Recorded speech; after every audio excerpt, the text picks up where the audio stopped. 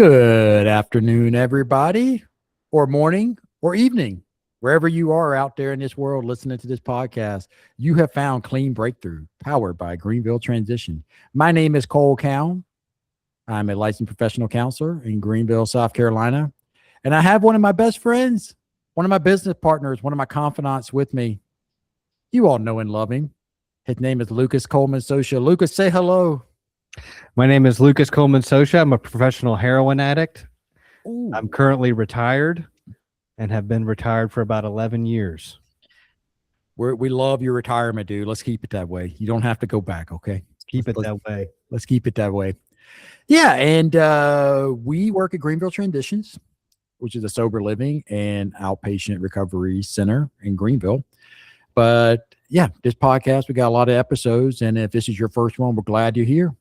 Or if you're a returning listener, all three of you, we're also really glad you're here.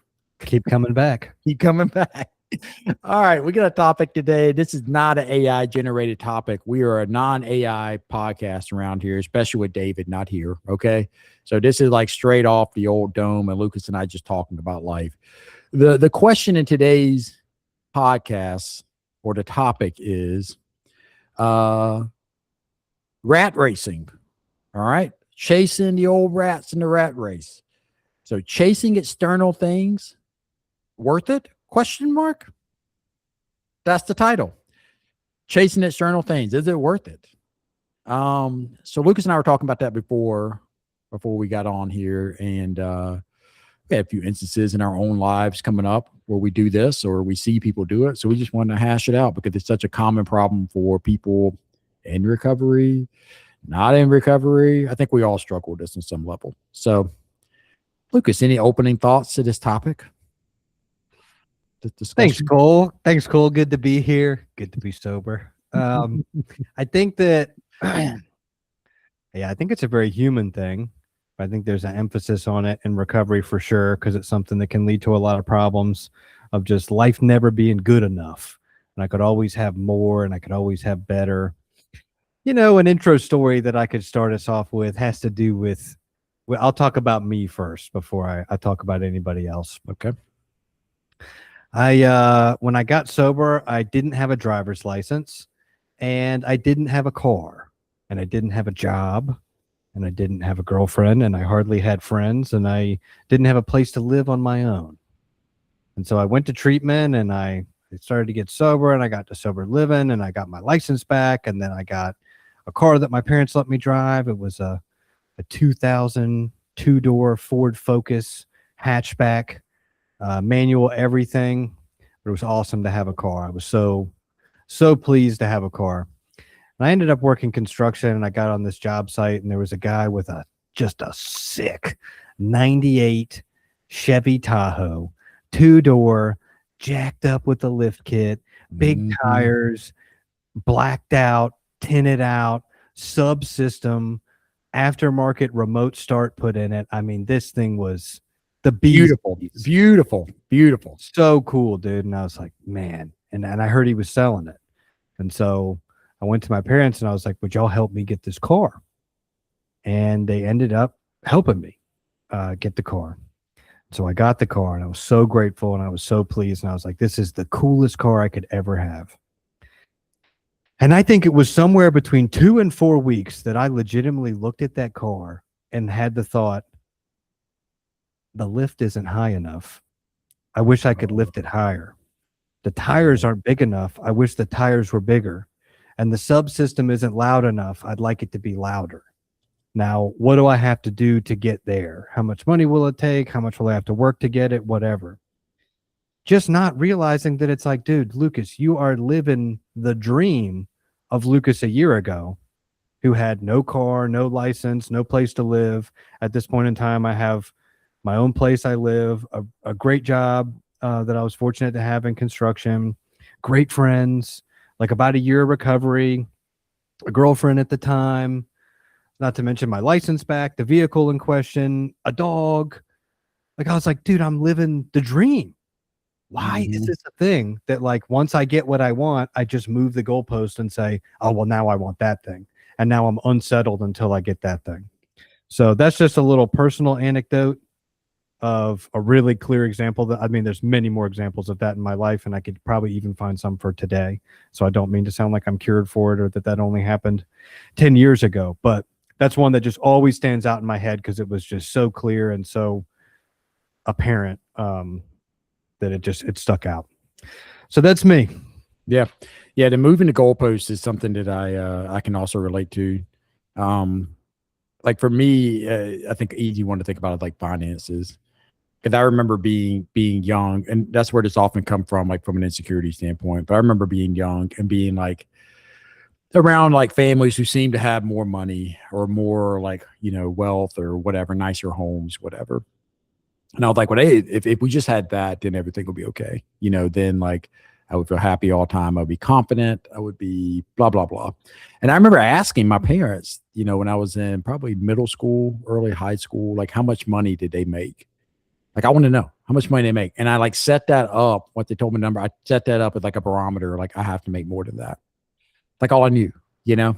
And then like as the years have gone on, obviously we've had things like inflation. It was a long time ago when I was in middle school or high school. And I've hit like different metrics over the years. So, man, if I could just make blah, blah, blah, if I could just make $10,000 a year, if I could make $20,000 a year, if I could just make $30,000 a year, if I can make $40,000 a year, whatever I got to be honest, man, whatever I'm looking for, I haven't found it yet. Like I have not found it yet. And I'm not here to sit here and say like to dismiss that it isn't nice to have physical things. It's nice to be able to pay your bills. That's important. It's nice to have a car that can get you from A to B. But there's a difference in like practicality of like being able to pay bills or save money or have like some emergency savings versus like trying to fill some kind of like endless like pit in me, that's rooted in my insecurity. Like I am an adult and trying to fill in some kind of void that you little Cole got, the little Cole like experience, So yeah, I think we all like I think, comes up in a lot of different ways. And I guess like the big question is like what if you're listening to this, you can probably relate to that on some level. So what do we do with that? What do we do with that? Like do we just keep doing it? Do we do something different? I don't know. Where have you found your answers or hopes and like maybe doing it a different way, when it comes to your car? And by the way, I remember your Tahoe and it was freaking sick, dude. So cool. I love that thing. It also was a car. So it had like reliability issues or would be loud or whatever the case was, but it was fun while you had it. It was fun while I had it. Solution, I think you double down on it. You shove those feelings deep down inside and you cover them up with material. No, that's what my brain would like to tell me to do about it. I think what I do about it, first and foremost, is I try to practice some gratitude in my life and think about all the things that I have and that a past me, my life right now was the goal. And I think it's okay for me to have goals of like the next thing I want or whatever. But I find that the more I can detach from the very specific expectations of it needs to look like this and it needs to be in this time frame, I think the better I'm able to just kind of be along for the ride and have a goal that I'm striving towards. But if I get a little detoured here, it's okay. If, traffic pops up on the way, it's okay. It's going to take me a little longer. I think there's just the elements of life that don't work out by my designs and my plans that I made without consulting whatever master of the universe there may be that dictates how things are going to go. Like, just me, this little speck on this little planet. I'm just like, this is how life is going to go. And then when it doesn't, I legitimately get upset at life. Like it's just insane. So I try to just take myself out of it, practice gratitude for the things that I have, and realize that it's like all part of life and that I got an awesome life. It's okay to have goals, just detached from the expectations. Mm-hmm. Yeah, I think there's like two kind of like parts of like an approach that I try to practice and unfortunately fall short just about every single day. Like that's just the reality of it. But there is like a theoretical model there, at least that I operate out of. And one of it is like gratitude. But I try to use memories in the past, not as like a place always for regret and shame or longing, but a place of gratitude.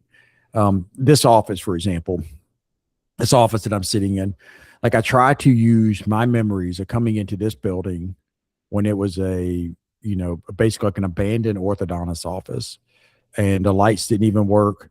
It looked like the floor was like rotting, the walls, you couldn't even walk in here. The insulation all fell down. Um, and then being like, well, maybe we'll try this office. We can try to renovate it, see what happens, like maybe we can help people here, right? And then like it coming to fruition.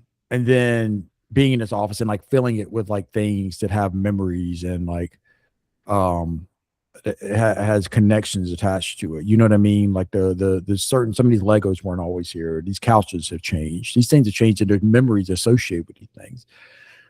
And to go back and remember, like, man, wouldn't it, remember back in the day, like, man, I wish I just had an office.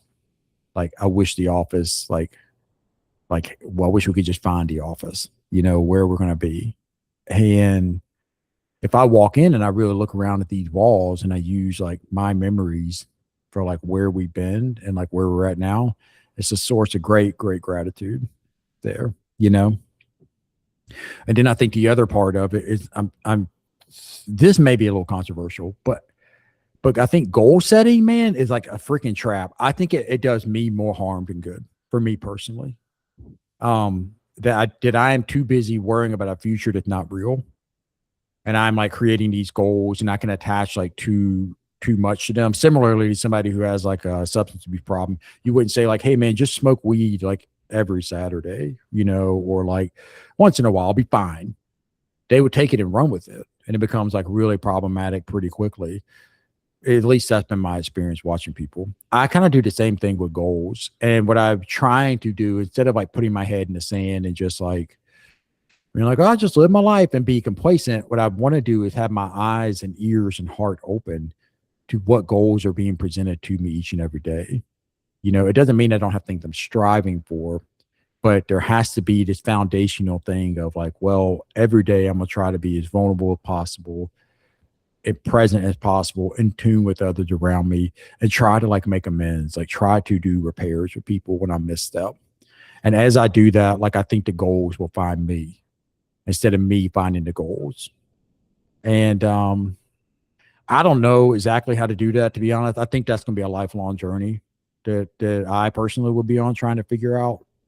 So I'm not saying that's easy to do whatsoever, but I do think if I can return back to that theoretical model, that helps bring some peace when I find myself in that comparison trap, looking at other people and like what they have and what I wish I had. And that would be the source of my happiness, The wear life like a loose garment approach. Oh, is that what they say about that?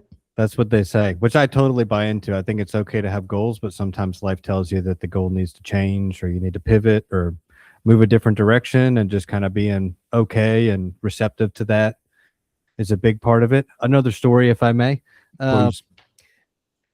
When I was in my sober living, they were horrible to me. They were awful to me. What did they do? They told me I had to get a job. Yeah. It was the worst thing that had ever happened to me in my life. They said I had to get a job. And after many months of doing everything to undermine getting a job that I could possibly do, and setting the standards as high as I had had one plumbing job before. So I said, I have to have a job in plumbing.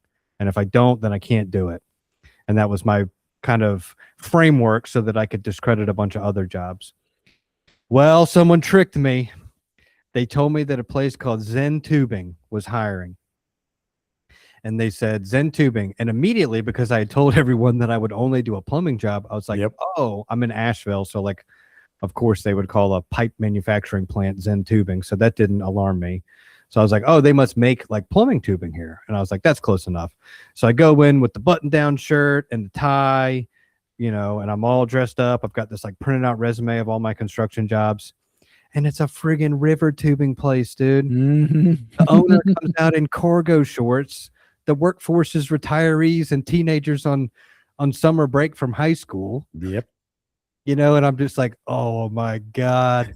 But then I just go ahead and I do it. And I do the interview is literally, can you start tomorrow? Like no questions, no anything. Just like, can you start tomorrow? Yep. And I'm a coward. So I say, of course I can start tomorrow. So I did have to say that it wasn't like I was like, wait, Lucas, freeze. Wear life like a loose garment. This isn't what you wanted. That's not what happened. I did freeze in fear, and then I just took the job. But anyways, the next day I come in, the guy who owns it looks at my resume and he's like, hey, I see you have all this plumbing and electrical experience. How about I pay you like $35 an hour to do plumbing work at another building I have that's like 45 minutes away? And I'm like, well, dude, that sounds awesome. And I would love to do that, but I don't have a car, so I can't get there. And he was like, how about this?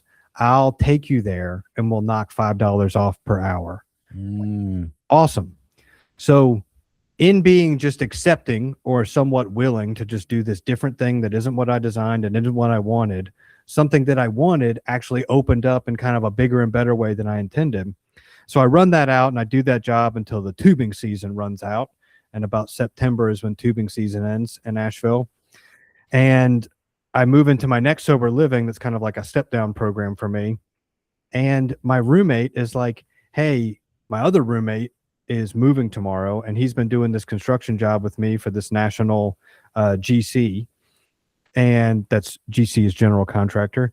And would you want to do this job? And so then, like, the best construction job I had ever had in my life fell into my lap, and I ended up doing that for a year and a half. You know, so it's like I just have very direct experience that when either begrudgingly, resentfully, or willingly I can wear life like a loose garment, great opportunities pop up for me. I just got to be kind of, to your point, like willing to jump on them and just kind of keep my eyes open, you know, and my ears tuned in to like what's in front of me.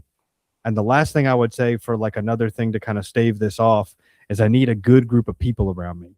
Yeah. Because a lot of times other people see it in me before I see it in me, just like I see it in other people before I see it in myself. Because just last night I was talking to a guy, and I won't go into all of it, but it was the exact same thing. It was so clear to me that I was like, dude, you just need to be grateful for what you got and do what's in front of you. But to him, it was like, no, I got to have a Corvette tomorrow. And that looks so silly to me. But I know that when it's in my life, I try to justify it. I'm like, no, for me, it's different. When I do it, it's real. You know, so I need good people that I trust around me that are going to be willing to have hard conversations that I can hear that from and say, Lucas, you're off base, dude. Be grateful for what you got. What's in front of you. I think that's huge for me. Yeah, I think for me too. Like when I know, like when so I struggle with the balance of like complacency versus like truly accepting life as it comes. You know, like where am I at? Because I'm kind of the opposite. Like everything I get into, I kind of like am in for quite a while. Like I haven't had that many job changes. I've been in the same relationship for forever. You know, like I have lived in the same house for a long time. I'm kind of just like one of those types of personalities, you know. And then like if I'm going to change, like it's such an uncomfortable thing for me, I'll like keep that in, or I'll like think about it for a long time and I won't like talk it out. And so that goes back to like, what is your philosophy or how you live life? Are you willing to like talk out your ideas or not? And that goes to your point of like being willing to talk to good people who like have your back, who can tell you like hard truths, who can challenge you on stuff, who can say freaking go for it, whatever it is, right? Like they can really like talk it through. But I think that's probably like a really important part of it. If you find yourself not really talking to anybody, or you're in just like an echo chamber with like one other person who's like, yeah, man, we'll crush it, like whatever, you're probably in the rat race, you know, like, or the person telling you to do that is some, I hate to say it, like YouTube influencer, you know, and I realize you might be listening to this on YouTube right now. So the irony in that, but like, I don't know. I think that's just a real sign there that it's like a preying on like an insecurity. And whatever you're going to do, if you're going to be secure about it, you need to be like willing to like stand on it, you know, and like talk it out and like not be defensive if somebody's like, I don't know about that, or and open-minded if they're like challenging you on it. Like, well, maybe are they on to something there or not, you know, as opposed to just trying to do it solo and can't hear anything from anybody, you know. But that is a big challenge for me, at least, like kind of justifying the complacency or justifying the change based on like what the world is telling you, you know? It's tough. Nobody gets it perfect. I think there's fine lines between a lot of this stuff. There's a really fine line sometimes between what I can change and what I can't change. There's a fine line between like unhealthy expectations and healthy goals. Uh, Mm-hmm. the fine line between enabling and boundaries sometimes. There's a Yeah. lot of these things that I don't get perfect, dude. I always say it's like a pendulum. And like in active addiction, my pendulum was just like 360 degrees, as much as a pendulum could move. And Yep. I'm constantly going from the furthest extreme to the furthest extreme. And as I've kind of gained some experience in life and in recovery, I feel like I've just shortened my pendulum Mm. so that the swings aren't as extreme and violent. And there's more time where I'm somewhere in the middle at some point in time. And then I kind of go a little too far, and then I overcorrect, and I'm somewhere in the middle, and then I go too far the other way, and just Mm-hmm. find that line in the middle that like is the stasis that I want, but that I accept that I'll never have all the time. Yeah. Yep. Yeah, for sure. And I think that takes a lot of practice to figure that out. So I can have like compassion for people who like, like you're talking about the guy you're talking to about the Corvette. I get it, man. Like we are inundated with, hey, just do this, then you'll be okay. Just do this, then you'll be okay. Just buy this, just do this job, just make this money, then you'll be okay. Man, at the end of the day, like the key point is we just want to be okay. We just want to be okay. And like I think the reality is that answer to being okay is actually within you and not outside of you. And that's really hard work finding that. Like finding out, like, man, I am okay. Okay, this is all right. I may be hurt, but I'm okay. I may be sad, but I'm okay. There's this inherent security in there, and that's really tough to find. I struggle with it myself. I really do. Because I think if you looked at life, just like you were talking about, Lucas, if you look at my life like from 30,000 feet, you're like, man, buddy's fine. You know what I mean? Like he's doing his part in society. But why doesn't it feel like that on the inside? Well, it may have to do with like what I'm focused on or what I'm pursuing. Yeah. And not just myself. There's what, Mm-hmm. 8 billion people on earth, I think, right now. Yeah. Literally billions of people would look at my life and be like, that guy has got it made. What I'd give one of my kidneys to have that guy's life. So it's like for me not to carry that as a responsibility, to like just actually enjoy my life and be grateful for it, be appreciative of it, when someone else would like give anything to have it, just feels like such a slap in the face to the life that I have. Yeah, exactly. One place I try to practice this is with my truck.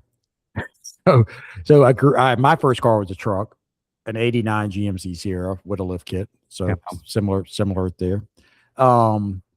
And then like I had like an SUV, then I had another SUV and then a car, and it was a long time for I had a truck again. And so I got a truck. I got my dad's truck actually.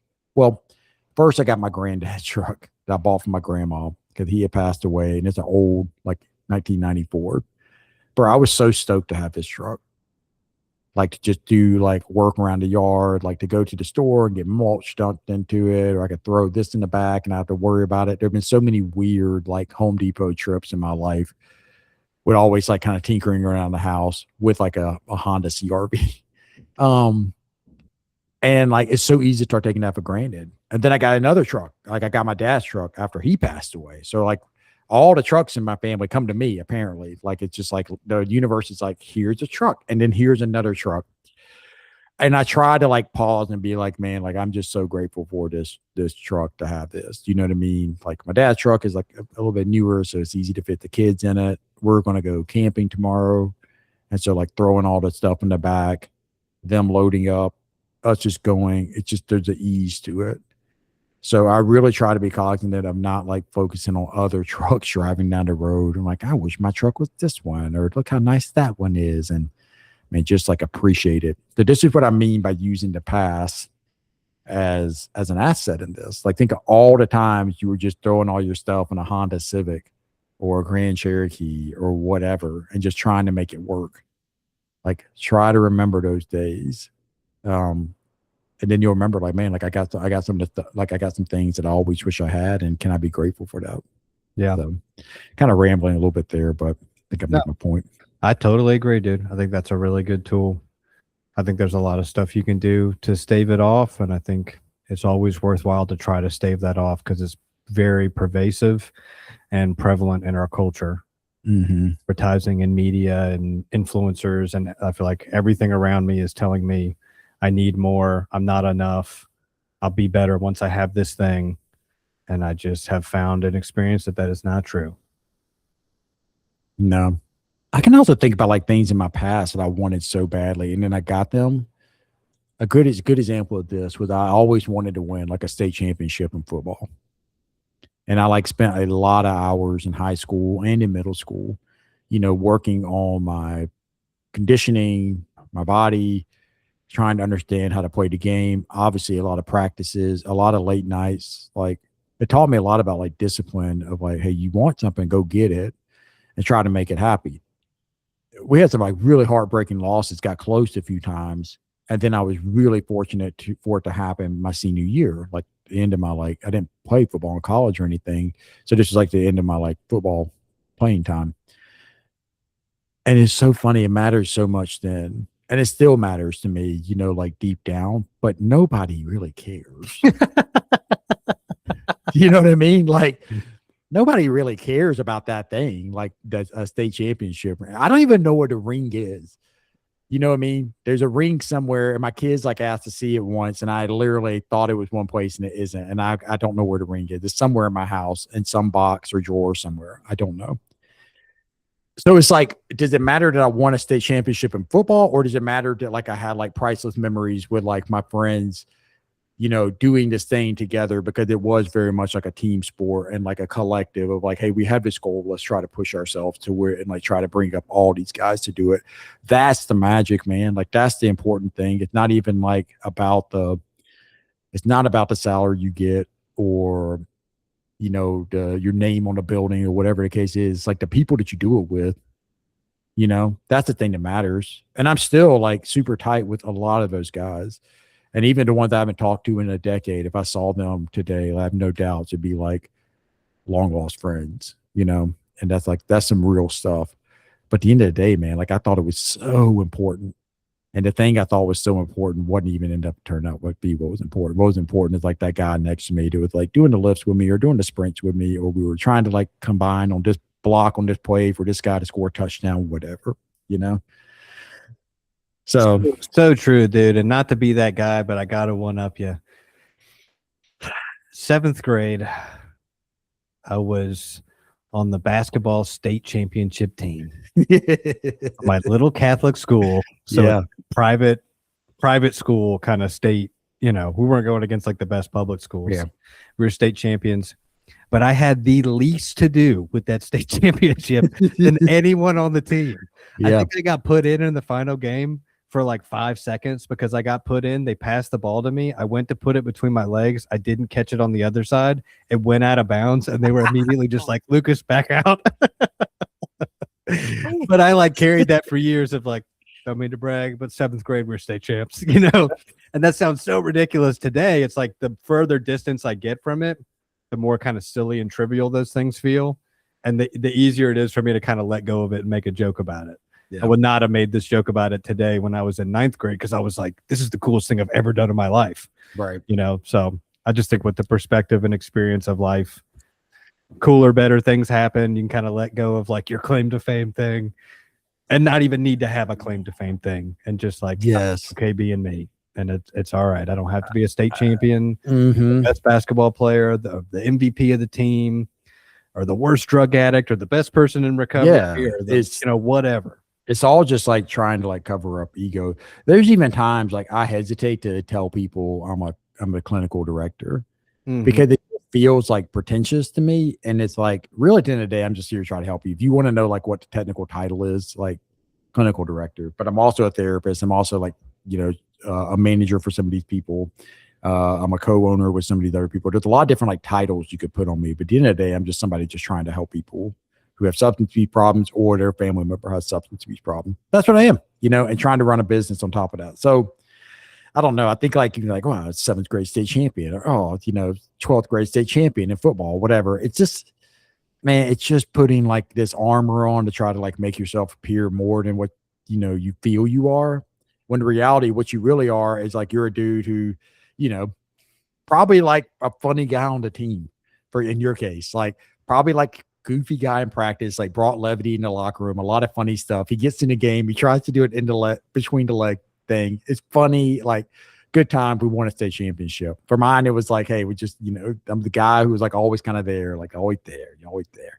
Cole, That was nobody called me funny at that time, and nobody thought that was funny that I put the ball between my legs. well, I think it's funny. I think it's funny now, but nobody thought that was funny at the time, dude. I think it was funny. It's like, oh, and nobody thought I was funny when I was in 7th grade. So I don't know about that. I don't know. I wasn't there though. Different Lucas at that time. So yeah. Well, I think it's funny now. How about that? Oh, for sure. Anyways, I got to jump onto a session and stuff. I know we're just kind of rambling about this, but I think the big like takeaway in this is like, I think there's a couple big ones, and I want to hear yours as well. Is that pull to the external is constant. It is constant. Like the more achievements you have, the better you'll be. That pull is constant, and also at least between these two guys, we have found that to be a lie. Like we have found out to be a lie. And then perhaps a way to counterbalance that is to use memories of the past as a source of gratitude and like to find that. And then to also, I can't keep saying the loose garment thing. That's so goofy. To just like receive life as it comes and like let the goals come as opposed to going and finding the goals. Does that make sense? Like, I would tell that to our guys in the sober living. Like sometimes they're like, well, I don't know about these goals. I'm like, well, what are your goals? But I don't really have any. Okay, good. We have some for you. That in that situation is life coming at you saying, man, here's some goals. See what you think, you know? So like letting that like seep in and be like, all right, if I don't know my way, like what are the people around me who I really do believe have my best interest? What are they kind of helping me, pushing me towards? Yeah. So I would say wear life like a loose garment. I'm not afraid to say it. Okay. Some people might be afraid to say it. I'm not. Okay. Say it. Say it, dude. Wear life like a loose garment. I would say gratitude, and I would say a really solid group of people around me that are willing to hold me accountable and tell me stuff that I probably don't want to hear, or that they're scared I don't want to hear. Yeah. And have good rapport and like receptivity for them to know that I can hear it. Yep. Would be some of the most important stuff. Cool. Well, all three of you out there listening, we really appreciate your time. God, we love you so much. Say it really back. Do. We Say really it. do. We love you. Say it back. If you like this, tell a friend, you know, like and subscribe. What else would David say? Yeah, we'll we'll be back and we'll see you soon. And then he would do some kind of noise. He'd be like, see you next week. See you next week. Ba, ba, ba, ba. There you go. All right. Toodly-doo.